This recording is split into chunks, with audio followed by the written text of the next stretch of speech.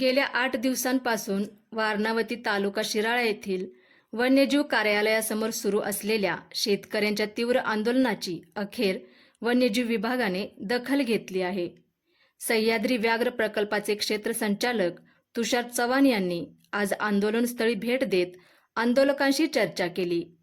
मंगळवार दिनांक 24 रोजी या संदर्भात बैठक आयोजित करून शेतकऱ्यांच्या मागण्यांवर सकारात्मक तोडगा काढण्याचे आश्वासन त्यांनी दिले. वन्य प्राण्यांचे वाढते हल्ले, शेतीचे नुकसान आणि वारणावती वसाहतीमधील अतिक्रमण अशा अनेक मुद्द्यांवर श्रमिक मुक्ती दलाचे नेते डॉक्टर भारत पाटणकर यांच्या नेतृत्वाखाली हे आंदोलन सुरू आहे. दरम्यान संतप्त ग्रामस्थांनी आज मंदूर बंद पाळत सह्याद्री व्याघ्र प्रकल्पाकडे जाणारे रस्तेही रोखले होते. घरादाराला कुलपे लावून महिला पुरुषांसह मोठ्या संख्येने परिसरातील मंदूर, उखळू, शित्तूर वारून व वाड्या वस्त्यांवरील शेतकरी आंदोलनात सहभागी झाले. प्रशासनाने सकारात्मक भूमिका घेतल्याने वन्यजीव कार्यालयात टाळे ठोकण्याची वेळ टळली.